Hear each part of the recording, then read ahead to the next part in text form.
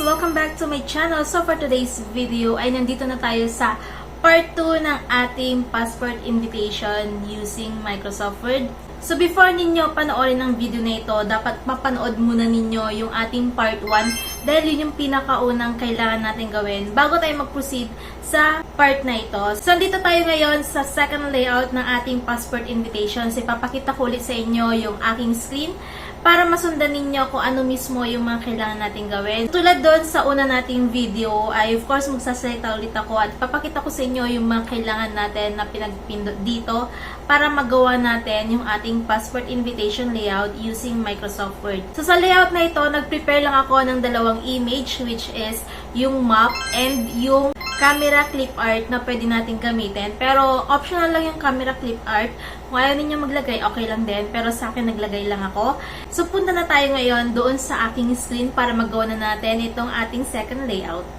So dito tayo ngayon sa aking screen at yung mga images na kailangan nating i-prepare ay ito, yung map and yung camera na may heart na clip art. So, yan, optional lang yan. Pero kung ayaw ninyo maglagay, okay lang din. Kung gusto ninyo, okay lang din. So, nasa sa inyo yon. So, yan yung mga images na ginamit ko sa layout natin today. And yung gagawin nating layout ay ganito yung kanyang itsura. Yan. So, yan yung gagawin natin ngayon. Sobrang dali lang nitong gawin as in.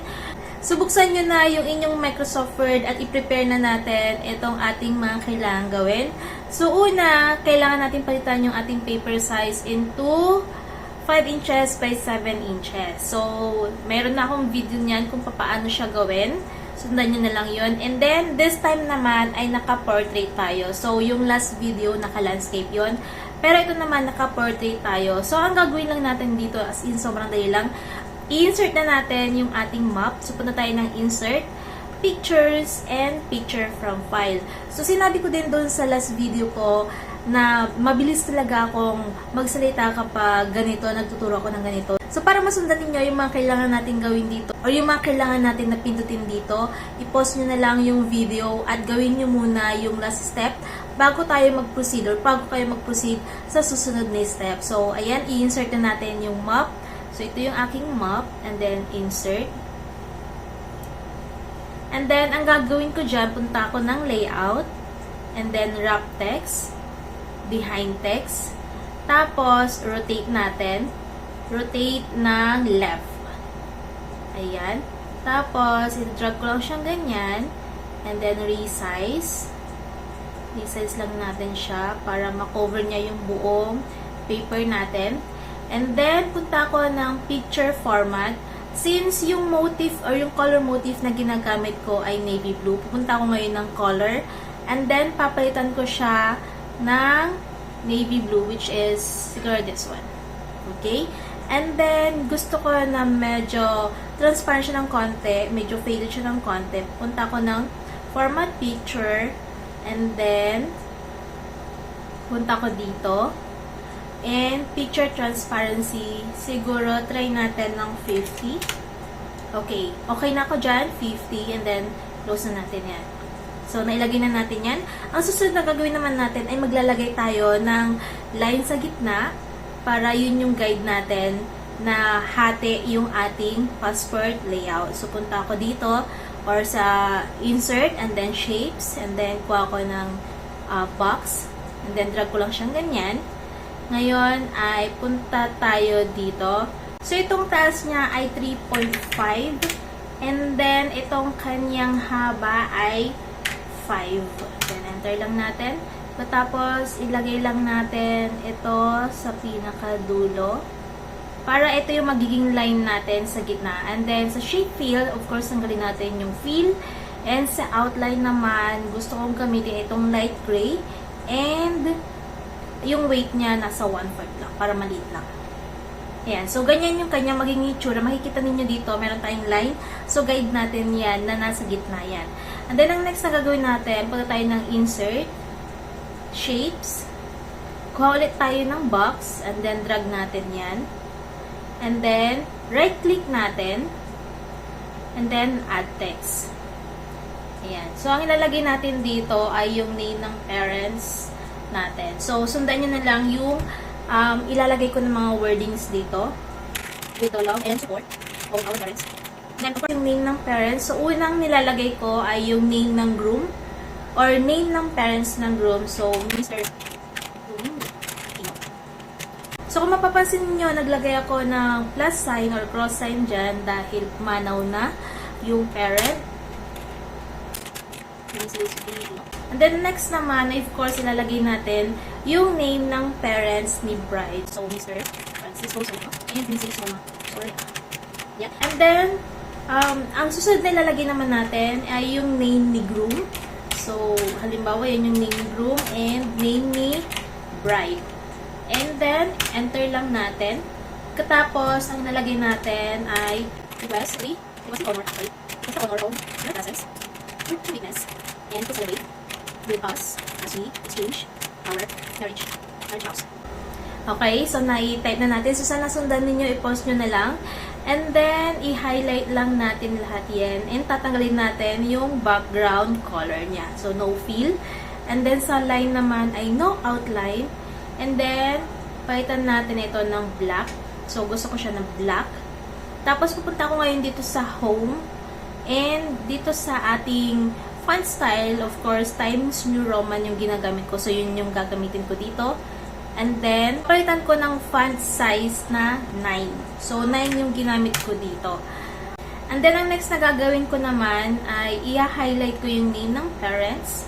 And then, i-bold ko siya. So, punta tayo dito ng bold or Control B sa shortcut keyboard natin.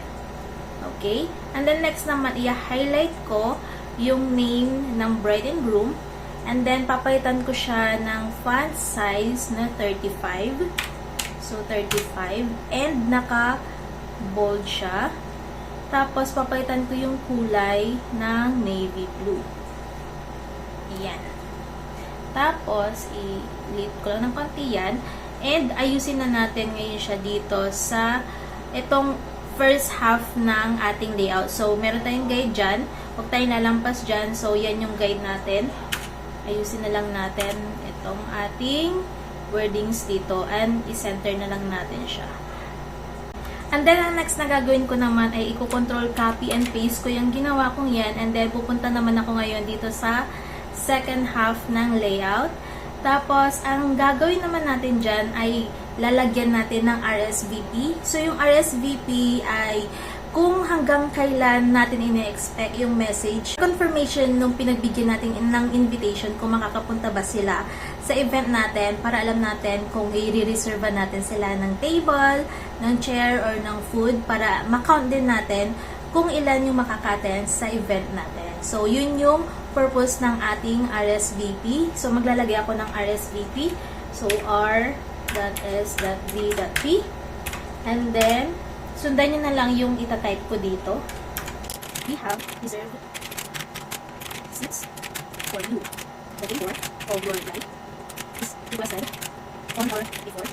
Tapos, ang nalagay natin na date dito ay kung hanggang kailan lang natin i-expect yung reply nila or yung confirmation na makaka-attend sila sa atin. So, halimbawa, kadalasan week before or 2 weeks before yung nilalagay natin na date dito.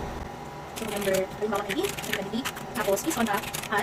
So, pwede tayo maglagay dito ng phone number or kaya telephone number and pwede din ang email address para doon sila mag-send ng message kung makakapunta sila. So, sa akin, ang nilalagay ko ay yung phone number para mas mabilis na mag-text. Pwede din ang call. So, number 2, 5, 6, Okay, tapos ang susunod na gagawin ko dito, i-highlight yung RSVP. Tapos, papalitan ko siya ng font size into 15. And then, i-bold letter ko siya. Tapos, papalitan ko din siya ng color, which is yung navy blue na lagi kong ginagamit dahil yun yung color motif na ginagawa ko. And then, yung date naman, papalitan ko din siya. So, ano nga ba yung ginamit ko? Gumamit lang ako ng 12. And then, naka-bold letter din siya. And, pinalitan ko din siya ng color. Ayan. Tapos, i-resize lang natin ito. And, ilagay natin siya sa center. Katapos, control, copy, and paste lang ulit natin yan. And then, lagay natin ito sa bandang baba. Pagkatapos naman, Ang ilalagay naman natin dito ay yung sa hashtag. So, yung hashtag naman, of course, depende yun kung meron kayong hashtag sa inyong wedding. So, ginagamit yun kung halimbawa gusto ninyo na yun yung gamitin nilang hashtag kapag magpo-post sila ng picture taken doon sa event ninyo para matag kayo and magkaroon kayo ng ibang memories na kasama yung guest na umattend sa wedding ninyo.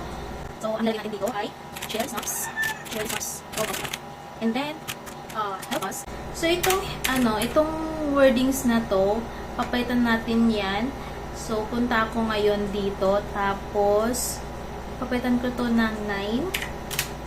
And then, hindi siya naka-bold and naka-black lang siya. So, yung wordings dyan ay pareho siya dito. Okay?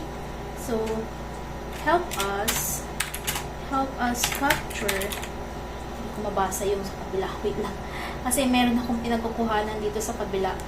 Baka kasi meron akong makalimutang isang word and yun yung gagayahin ninyo, kaya magkakamali na, diba? So, mini-make sure ko din na tama yung nilalagay ko doon. So, help us capture this all our special document ordering from your perspective.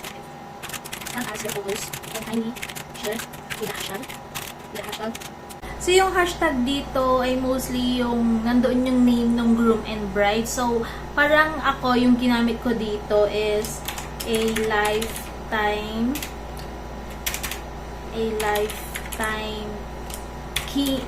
Ken, since Ken and Cassie yung name ng bride and groom dito. So, a lifetime connection with Cassie. So, yan yung hashtag na ginamit ko dito.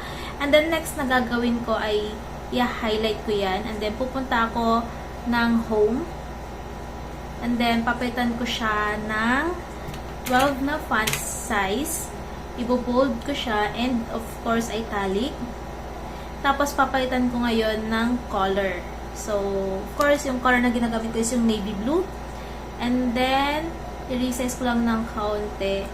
At saka ko siya ngayon i-move dito ng kaunti sa taas and isi-center natin siya.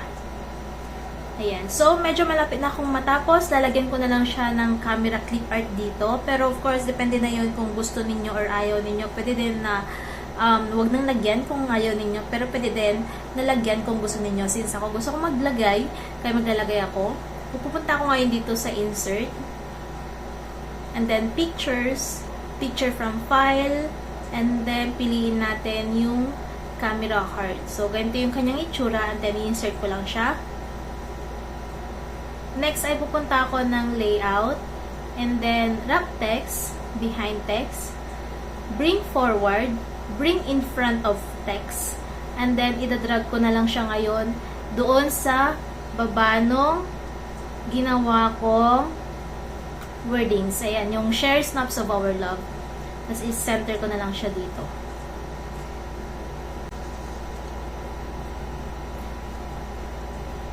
So, ayan, ganyan yung magiging itsura ng ating second layout. Ayusin na lang siguro natin ng konti. I-center natin yung mga kailangan nating i-center dyan. Ayusin lang natin ng konti. Okay. Ayan, so ito na yung ating second layout. So, sundan nyo na lang siya. Kung medyo mabilis ako magsalita, i-pause nyo na lang. And, gayahin nyo muna yung last step bago kayo sumunod doon sa next step na pinaggagawa ko dito. So, ayan, kung nasundan ninyo yung mga instructions ko sa layout nito, magiging ganito din yung layout ninyo. So, ayun, ipakita ko na sa inyo yung second layout natin para sa ating passport wedding invitation. So, sana sundan ninyo ito. And bago nyo gawin itong second layout natin, ay gawin nyo muna yung first layout. Nandyan na sa description box yung link, kaya i-click nyo na lang yan para hindi na kayo mahirapan na maghanap ng video na yon. So, ayun, ipagpapatuloy ulit natin itong ating paggawa ng layout using Microsoft Word sa mga susunod pa na videos. So, abangan nyo yon. And sana nagustuhan ninyo yung video natin ngayon. So, kung may mga request and suggestion pa kayo, mag-comment lang kayo dyan sa baba at gagawin natin yan ng video. Again, thanks so much for watching and see you sa aking next video. Don't forget to like and subscribe. Bye!